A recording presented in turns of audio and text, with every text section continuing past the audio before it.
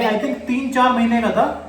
इस भाई ने हमको हम करना शुरू कर दिया था। ये देखो इसकी शक्ल देखो भाई, इसकी शक्ल जिसको देखो। तुम मासूम कहते हो, ये मासूम ये एक नंबर का कमीना है। इसने मेरे को हम किया है, खराब हरकत करी है जिसके बारे में मैं बता नहीं सकता। लेकिन वुफी हमारा बच्चा 3 साल का हो जाएगा, इसने आज तक एक बार भी हम्प नहीं किया किसी भी चीज को। ये 5 महीने को किसने सिखाएंगे?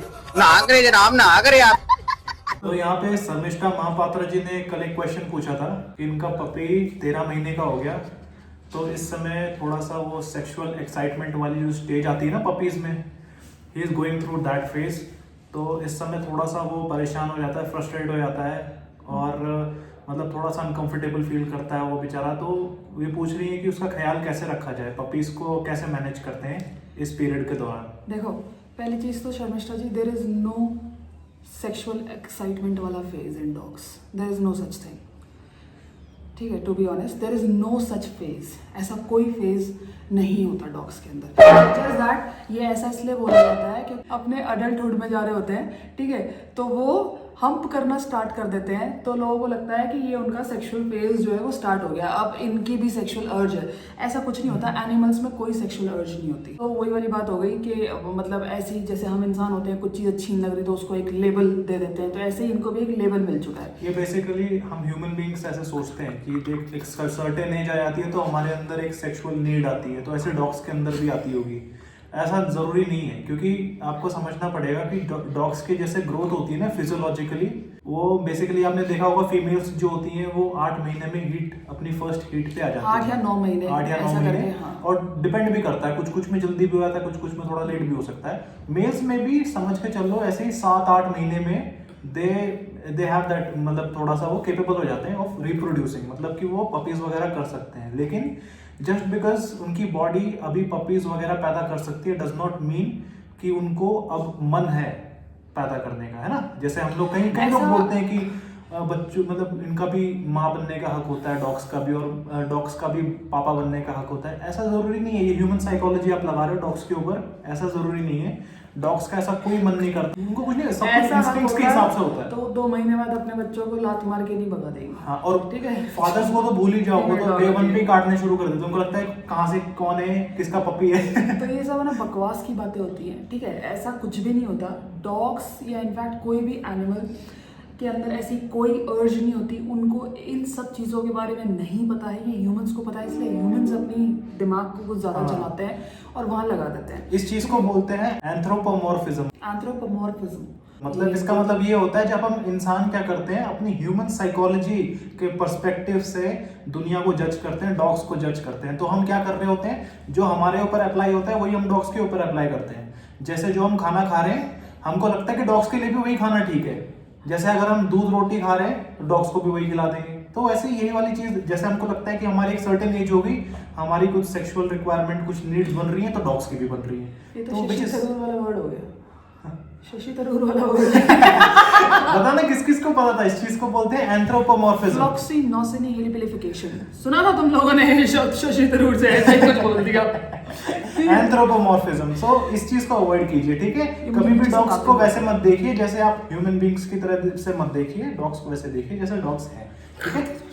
डॉग साइकोलॉजी को ऐसे ही चुपचाप नीचे बैठा हुआ है वुल्फ, और ये नीचे से निकम्मा मेरे पैर को अंदर से काट रहा है, अभी चाटे मारे मैंने इसको, वहां से एक चौपे नीचे घुस के यहाँ से पैर काट रहा है, इतना निकम्मा है ये। अब देखो, मम्मा ने तो आपको बोल दिया कि ऐसी कोई सेक्सुअल एक्साइटमेंट वाली कोई चीज नहीं होती, तो आपके डॉग में फिर ये हम्पिंग बिहेवियर क्यों आ रहा है? डॉग्स के अंदर डिपेंड करता है, डॉग टू डॉग भी वेरी करेगा। कुछ डॉग्स के अंदर हम्पिंग वाला बिहेवियर आप नोटिस करोगे, कुछ डॉग्स के अंदर ये बिहेवियर कभी भी नहीं आता।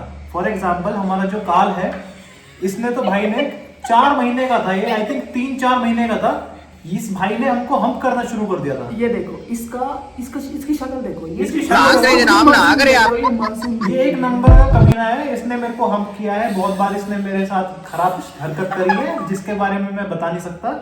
लेकिन एक और चीज समझिए, हमारा वुफी बेटा खड़ा हो जाओ, हाँ, हमारा वुफी हमारा बच्चा 3 साल का हो जाएगा, इसने आज तक एक बार भी हम्प नहीं किया किसी भी चीज को। You will be shocked, I am so surprised कि वुफी ने कभी नहीं किया ये मैंने वुफी को कभी नहीं देखा है। तो आपने कभी देखा वुफी को हम करते हुए?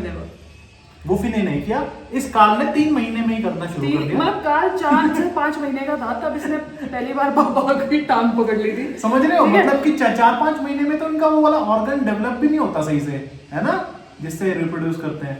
आप समझ रहे होंगे मैं किसकी बात कर रहा हूँ। तो अब सोचो ये वो ऑर्गन ही डेवलप नहीं है, then why is he humping? क्योंकि वो दोनों की दोनों सेपरेट चीजें हैं। A dog humping does not mean कि वो रिप्रोड्यूस करना चाहता है या फिर उसकी कोई एक्साइटमेंट वाली कोई स्टेज आ गई है, ठीक है। अगर आपका डॉग ऐसे हम्प कर रहा है, उसके पीछे रीजंस क्या हो सकते हैं, थोड़ा सा उनके बारे में आप बात कीजिए।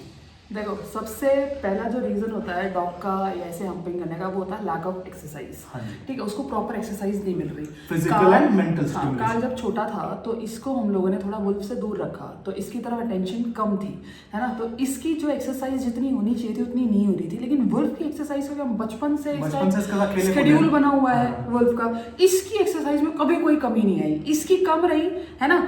तो इस भाई साहब ने वो एनर्जी वैसे निकालनी शुरू करी। अब क्या होता है ना, जैसे कुछ पेरेंट्स होते हैं, जैसे हम, मतलब मैं तो इस चीज को मना करती हूँ, लेकिन पापा क्या करते हैं, पापा इसको हवा देते हैं। तो फिर काल काल को लगता है अच्छा मैंने कुछ अच्छा काम किया है, तो काल और ज्यादा करता है। तो ना डॉग्स के ऊपर होता है, आप जिस चीज को अप्रिशिएट कर दोगे डॉग्स उस चीज को मतलब ऐसा पॉजिटिव फीडबैक लेके ज्यादा करना भी शुरू कर देते हैं। ये भी रीजन होता है।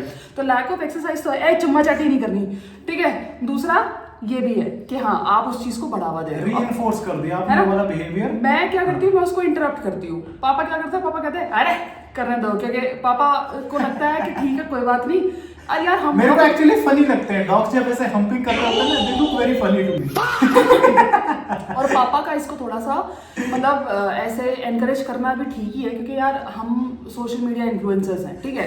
तो ये छोटी मोटी चीजें लोग अगर देखते, लोगों को हंसी आती है, तो ये इस तरीके से पापा जो है इसको पूरा एकदम चढ़ा के रखते हैं। पापा का ही बेटा है, करता भी नहीं के साथ गद भी नहीं। लेकिन एक चीज समझिए, ये कोई गलत चीज नहीं है। अगर आपका डॉग आप ऐसे कर रहा है ना, डज नॉट मीन कि वो आपको कुछ उल्टा सीधा कुछ करना चाह रहा है या फिर उसकी साइकोलॉजी आपको लेके थोड़ी गलत है। ऐसा कुछ भी नहीं होता, ऐसा कभी नहीं होता। और अब काल का कम होता जा रहा है, क्योंकि काल की एक्सरसाइज इतनी ज्यादा होती जा रही है कि अब काल ये हरकत नहीं करता है, ठीक है। एक्सरसाइज बढ़ रही है तो ये नहीं कर रहा, ये नहीं कर रहा। तो ये क्या होता है ना, आपको इनको मेंटली भी सेटिस्फाई करके रखना पड़ेगा, ठीक है। और फिजिकली आप इनको दौड़ा के, वॉक करवा के भी आपको हाँ करना पड़ेगा। मेंटली इनको कुछ काम दिया करो। जैसे हम आपको कई सारे ब्लॉग्स में दिखा रखा है, पार्किंग में हम इनको फेच वगैरह करवाते हैं ना, तो ऐसे फेच करवा दिया, हाइड एंड सीक खेल सकते हो अपने डॉग्स के साथ, है ना। कुछ भी ऐसा काम जिसमें ये मेंटली एंगेज रहे, हाँ, जिसमें अपना दिमाग चलाए, ठीक है। अब इनके टॉयज भी आते हैं इनको मेंटली एंगेज करने के लिए, कॉम वगैरह होते हैं, और ऐसे भी होते हैं वो कुछ खाना वाना छुपा देते हैं ऐसे ट्रीट्स वगैरह के थ्रू भी आप इनको, हाँ मतलब ऐसे प्लेट टाइप के होते हैं जिसमें ऐसे ऊपर बॉक्सेस बने हुए होते हैं, ठीक है। उसमें ट्रीट छुपा दो, फिर ऐसे पैर से खोलते रहते हैं, खाते रहते हैं। लिक मैट्स आते हैं जिनके ऊपर पीनट बटर लगा दो, ये लगे रहेंगे उसको चाटने में। बेसिकली बहुत सारे तरीके हैं दिमाग लगाने के। बस अरे बस कर यार, सारे कपड़े इनको मेंटली एंगेज करके रखोगे ना जितनी अलग अलग चीजों में, तो फिर ये ना थक जाते हैं। बेसिकली जब दिमाग के पास अब ताकत ही नहीं है, शरीर के अंदर ताकत नहीं बची, ज्यादा एनर्जी बची नहीं है, एक तो चीज फिर हाँ, वो क्यों करेगा? एक चीज हमेशा ध्यान रखना, they don't use their brain the way humans use their brains, they do it differently। हाँ, इनका बस क्या है, इनका ब्रेन सिर्फ इतना ही काम करेगा कि कोई छुप गया कहीं जाके ढूंढ लूं, ऐसा कर लूं, ऐसा इतना ही। जैसे 2 साल के बच्चे का दिमाग काम करता है यार, बेसिकली इनका दिमाग सिर्फ उतना ही काम करता है। ये सिर्फ और सिर्फ अपने दिल और इंस्टिंक्ट्स के भरोसे चलते हैं, ठीक है, जो इनको सालों से चलाती आ रही है। तो ऐसा कुछ नहीं है इनके दिमाग में, किसी को देख के ऐसा कुछ करके ऐसी कोई थॉट्स नहीं होते, ऐसी कोई सोच नहीं होती। They are not ठरकीज, ये इंसान है। और जो हमारे कमेंट सेक्शन में आते हैं कुछ ठरकी परवट टाइप के इंसान, ठीक है, ये उन जैसे बिल्कुल भी नहीं है। इस वीडियो के नीचे भी कुछ ठरकी लोग आएंगे कमेंट सेक्शन में, ठीक है राइट। तो उन ठरकियों का हम कुछ नहीं कर सकते, क्योंकि वो इंसान है ना, दे कैन बी ठरकीज but dogs can not be ठरकीज। Dogs are not like that. तो ऐसा कोई फेज नहीं होता शर्मिष्ठा जी, बाकी सबको भी हम बताना चाहेंगे, ऐसा कोई फेज नहीं होता। आप इसको इजीली हैंडल कर सकते हो। हाँ, हम इंसानों को एम्बैरेसमेंट होता है थोड़ा सा, जब ये पब्लिक में ऐसा कुछ कर देते हैं, तो हमको लगता है कि वो मतलब ये क्या कर रहे हैं, ऐसा कर रहे हैं, वैसा कर रहे हैं, क्योंकि इंसान का दिमाग तो कहीं और ही चला जाता है ना, फिर क्या कर सकते हैं, है ना। तो ऐसा कुछ नहीं होता। आप घर पे इनको रोक सकते हैं, टोक सकते हैं, जब भी ये कुछ ऐसा इंटरप्ट कीजिए, इंटरप्ट कर सकते हैं if you don't want it, है ना। तो आप चाहते नहीं है तो आप इसको इंटरप्ट कीजिए, लेकिन इसको प्रिवेंट करना ज्यादा इंपॉर्टेंट है। प्रिवेंट आप करेंगे through exercise, physical and mental stimulation, and training का पार्ट होता है इंटरप्ट करना, कि आप जैसे वो कर रहा है in the act you catch him and you tell him no, और उसको रीडायरेक्ट कर दो। सो मे बी आपको टॉय दे दो, है ना, या फिर कोई ट्रीट वगैरह दे दो, उसको डिस्ट्रैक्ट करो। बहुत इजी है ठीक यार है? ये। मैंने बोला ना दिमाग यूज नहीं करते ये। Right. कुछ ही दे दो इनको उस समय, अगर ये ऐसा कुछ करे ना तुरंत एक ट्रीट ले आओ, देखो इनका सारा फोकस हाँ, पे शिफ्ट हो right, जाएगा। right. ठीक है, तो इसलिए मतलब ऐसा कुछ भी नहीं होता, आप इसको मतलब इंटरप्ट कर सकते हो। बाकी कुछ लोग सजेस्ट करते हैं कि स्प्रे करवा दो, न्यूट्रल करवा दो, नहीं, नहीं, वो नहीं। अपने आप में ही एक बहुत अलग वो अलग चीज है। राइट। अब नहीं है कि हाँ है, will talk about this in some other reel, some other video. ठीक है, कि स्प्रेइंग और न्यूट्रिंग के क्या क्या प्रोज एंड कॉन्स होते हैं। यार एक चीज समझिए, मैंने आपको बताया ना, ये जो बिहेवियर होता है ना हम्पिंग वाला, it has got nothing to do with reproduction. इसका मैं आपको एक प्राइम एग्जांपल दूं। आपने देखा होगा जो फीमेल्स होती हैं, फीमेल डॉग्स, कई बार वो भी हम्पिंग कर रही होती है। अब सोचो वो क्यों कर रही है, उनका क्या काम है? इतनी सारे हमारे पास डीएम्स आते हैं, ठीक है, जिसमें जिनके पास फीमेल हस्कीज है, हमारा ये इतना शरीफ सीधा है, वो कहते हैं कि उनकी तो फीमेल हस्की अरे मैं आपको कभी बहुत सीधा है। मैं आपको कभी फ्यूचर में बताऊंगा, हमारे वूफी को भी एक फीमेल हस्की ने हम्प किया था एक बार। मैं बता, सच्ची झूठ नहीं बोला, इसने कुछ नहीं किया, ये भाग गया वहां से डर के। ये क्या कर रही है? ये भाग गया वहां से। ये बहुत बोला है भाई, इसके अगर इसका कुछ ऐसा कोई इंस्टिंक्ट नहीं है, इसको इतनी एक्सरसाइज मिली है ना बचपन से, तो इसलिए अपने डॉग को इनफ एक्सरसाइज करवाओ। अब इसने कम कर दिया है, मतलब अब ये इतना नहीं करता है, पूरा पूरा चुम्मा चाटी कर लेगा, अब नहीं करता है। और एक इम्पोर्टेंट चीज है आपका, देखिए ये जो बिहेवियर होता है ना, इस चीज को इंटरप्ट करना जरूरी है, इस चीज को कंट्रोल करना जरूरी है, क्योंकि अगर ये बढ़ गया ना तो फिर डॉग्स पता क्या करते हैं, पहले तो जैसे किसी चीज पे करेंगे, पिलो हो गया या फिर टॉय हो गया या फिर कोई फर्नीचर हो गया, चेयर वगैरह पे करेंगे, कई बार फिर वो आपके लेग्स के पास आके ऐसे सहारा लेके करेंगे, है ना? पापा के लेग पे करता है ना, जैसे मेरे ऊपर ये काल करता है। अगर ये चीज बढ़ गई ना तो घर में आपके जितने भी गेस्ट्स आएंगे ना, ये उनके ऊपर भी जाके करेंगे, embarrassing, and that can be very embarrassing for you, है ना? यू डोंट वांट कि आपके जो फ्रेंड्स और जो फैमिली मेंबर्स या फिर कोई भी गेस्ट्स आए बाहर से, आपका बच्चा उनके ऊपर करे, even though this is totally normal and completely natural, but इसको चीज को कंट्रोल करना डेफिनेटली जरूरी है। तो कैसे करना है प्रिवेंट, आपको बता ही दिया है। इनफ एक्सरसाइजेस कराइए, फिजिकल और मेंटल एक्सरसाइजेस दोनों जरूरी होती है, और इनका न्यूट्रिशन का भी ध्यान रखिए। कई बार ऐसा भी होता है कि आप बहुत ज्यादा कैलोरीज भर रखी हैं, मतलब खाना ज्यादा है ना, तो जो पेंट अप एनर्जी है, आप फिजिकली इनको कितना भी फिर थका लो, वो पेंट अप एनर्जी अंदर बची हुई है, तो कई बार उसकी वजह से भी ओवर ईटिंग नहीं करानी, ओबीस नहीं बनाना, ठीक है? न्यूट्रिशन को सही रखिए, प्रॉपरली कैलोरीज को मैनेज कीजिए, वेट को मैनेज कीजिए, और इनफ एक्सरसाइजेस कराइए, एंड दैट्स इट। और ट्रेनिंग इंपॉर्टेंट पार्ट है इसका। ट्रेनिंग इंपॉर्टेंट पार्ट कैसे, जैसे मैंने आपको बताया, इंटरप्ट करना है, that is the part of the training, ठीक है? I hope it answers your question. Thank you for watching the video. See you in the next one. Bye bye.